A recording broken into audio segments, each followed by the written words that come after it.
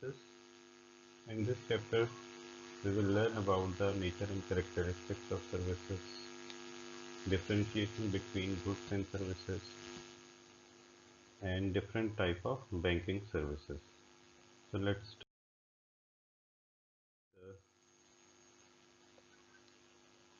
the meaning of services. Services are those separately identifiable, essentially intangible activities that provide satisfaction of wants and are not necessarily linked to the sale of a product or another service. For example, services of a doctor or a lawyer, and these services are intangible because they cannot be touched or seen. We can see the medicine given by a doctor, but we cannot see the treatment he is giving to us. In another instance, a good is a physical product capable of being delivered to a purchaser and involve the transfer of ownership from seller to customer. Goods are also generally used to refer to commodities or items of all types except services involved in trade or commerce. So there are goods are physical product, they are tangible, and services are intangible.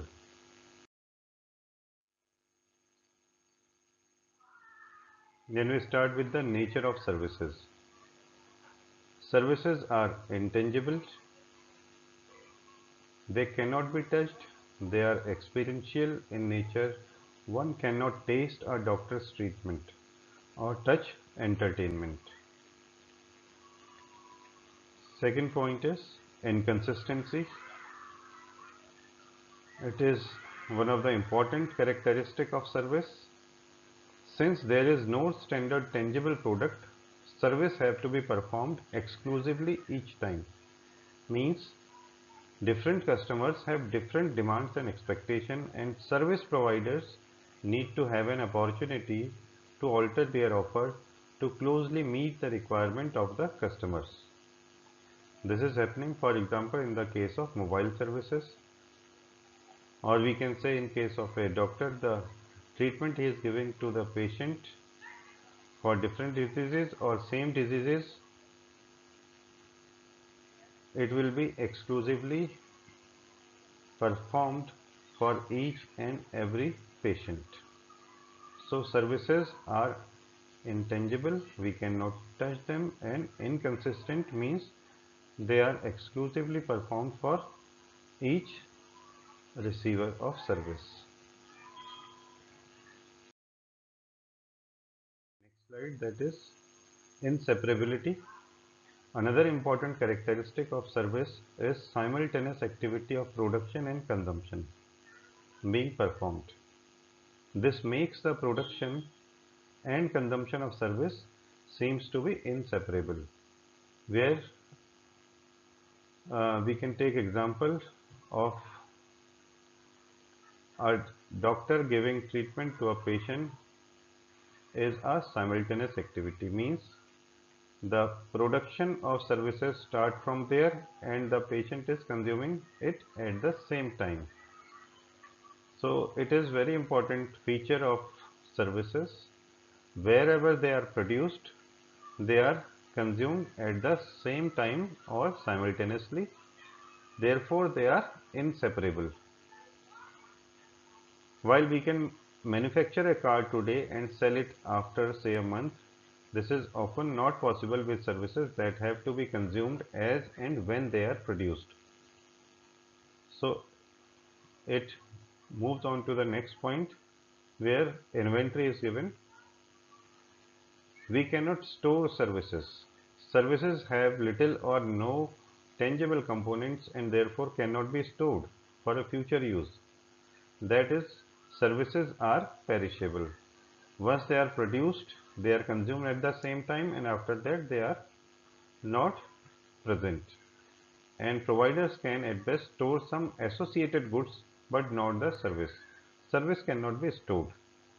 For example, a railway ticket can be stored, but the railway journey will be experienced only when the railway provides it. Next point is involvement. One of the most important characteristics of service is the participation of the customer in the service delivery process. A customer has the opportunity to get the service modified according to specific requirements. Now there is a difference between services and goods. Nature, an activity or process like watching a movie in a cinema hall, or goods, a physical object like video cassette of movie. Type, services are heterogeneous, means they are different for each and every consumer. Goods are homogeneous, they are similar. Suppose you purchase a particular brand of toothpaste, it will be similar for you and similar for other person. But if you take the services of a doctor or a lawyer or a teacher, they will be different for the same topic. Intangibility. Services are intangible like doctor's treatment or railway journey, and goods are tangible like medicine. Inconsistency. Different customers have different demands like mobile services, and in goods different customer getting the standardized demand fulfilled like the mobile phones, or I have given you the example of toothpaste. They are getting the standardized products. Next point is inseparability. Simultaneous production and consumption, eating ice cream in a restaurant. In goods, separation of production and consumption. The toothpaste which you have purchased today was produced a month ago in the factory. So there is a gap between the production and consumption. But in services, it will be simultaneously provided. Inventory or stock. We cannot keep the stock of services like experience of a train journey. We can store the ticket, but we cannot store the train journey. And in case of goods, it can be kept in stock like train journey ticket. Involvement, participation of customer at the time of service delivery, means it is compulsory to participate at the time of production of services, but in case of goods, participation at the time of production is not possible. Let's move on to the next topic, type of services. First type is business services. Business services are those services which are used by business enterprises for the conduct of their activities. For example, banking, insurance, transportation, warehousing, and communication services.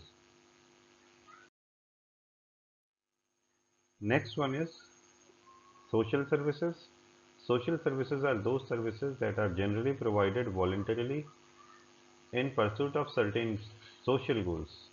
These social goals may be to improve the standard of living for weaker section of society, to provide educational services to their children, or to provide health care and hygienic condition in slum area. Next is personal services. Personal services are those services which are experienced differently by different customers. These services cannot be consistent in nature, they will differ depending upon the service provider. And they will also depend upon customers' preference and demands. For example, tourism, recreational services, or restaurant.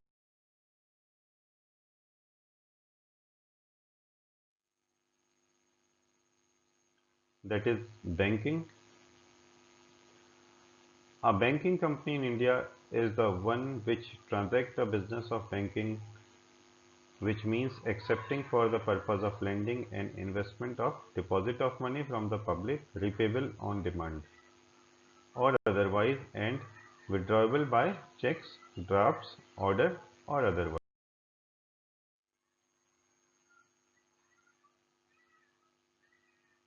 Type of banks are commercial banks. Commercial banks are institutions dealing in money These are governed by Indian Banking Regulation Act 1949, and according to it, banking means accepting deposit of money from the public for the purpose of lending or investment. There are two types of commercial banks, public sector and private sector banks. Public sector banks are those in which government has a number of major share, and a number of public sector banks are SBI, PNB, Indian Overseas Bank, etc. and other private sector bank represented by HDFC, ICICI, Kotak Mahindra Bank and J&K Bank.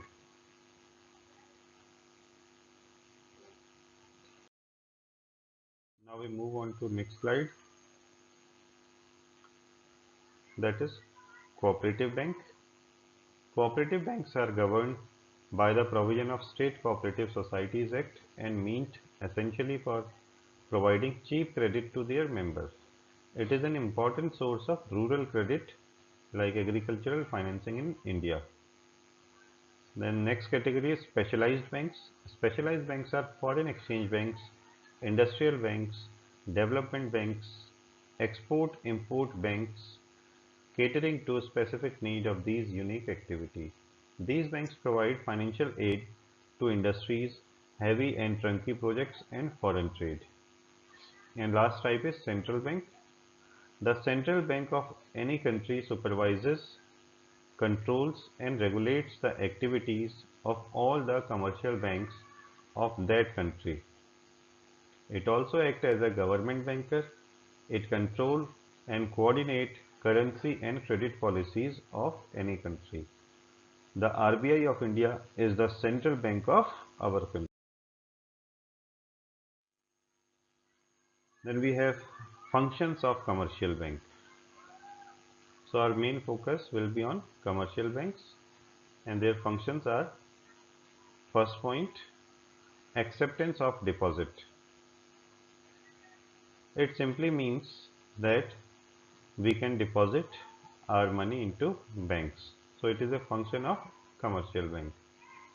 Deposit are the basis of the loan operations since banks are both borrower and lender of money. You all know that banks are accepting the deposit from us and giving loan to general public out of that particular amount. And what they will get? Their basic income is that what is the difference between the rate of interest on savings account and rate of interest on loans account. So that is their pure income. They are getting cheaper money from us and giving dearer money to the public as a loan. As borrowers they pay interest and as lenders they grant loans and get interest. These deposits are generally taken through current accounts, saving accounts and fixed deposit account. Current account deposit can be withdrawn to the extent of the balance at any time without any prior notice. So we can withdraw the money anytime, any number of time in one particular day or any time. So there is no restriction. And saving account are for encouraging saving by individual.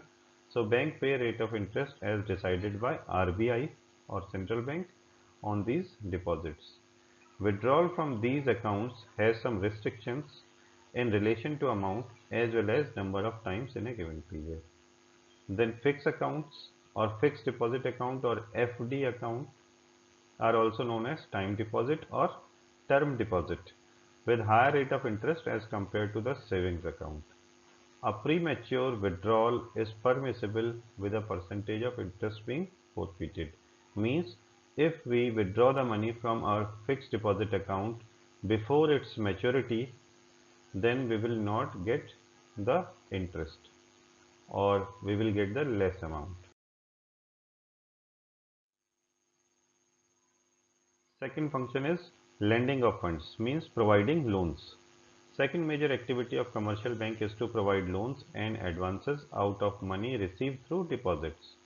And these advances can be made in the form of overdrafts, cash credit. Cash credit is simple loan.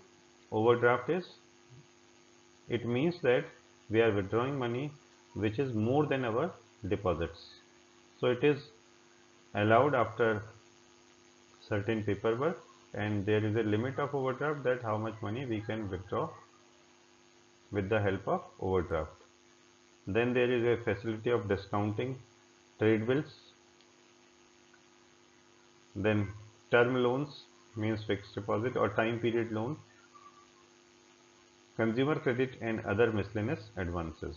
The funds lent out by bank contribute a great deal to trade, industry, transport and other business activities. Second point is check facility. Bank render a very important service to their customers by collecting their checks drawn on other banks. The check is the most developed credit instrument, a unique feature and function of bank for the withdrawal of deposit. It is the most convenient and inexpensive medium of exchange. So there are two type of checks, bearer check and cross check. Bearer check are encashable immediately at the bank counter, means if anyone holds the check, he can withdraw the money from bank. Or if someone cheat him or try to get the check from him, and other person can also encash it, because there is no security in the bearer check. But in cross check, we put two parallel lines at the corners of the check and they are account payee, and if somebody else also try to withdraw money from this cross check, it will be directly deposited to our account. So cross checks are safe. It is used for high amount or high value, but bearer check is used for small amount. Then next is remittance of fund or transfer of fund. Another salient function of commercial bank is of providing the facility of fund transfer from one place to another. On account of interconnectivity of branches, the transfer of fund is administered by using bank draft, pay order or mail transfer on normal commission charges. The bank issue a draft for the amount on its own branches at other places or other banks. At those places, the payee can present the draft on the drawee bank at his place and collect the amount. Fifth point is allied services. In addition to above function, banks also provide allied services such as bill payment, locker facility, underwriting services. They also perform other services like buying and selling of shares and debentures on instruction and other personal services.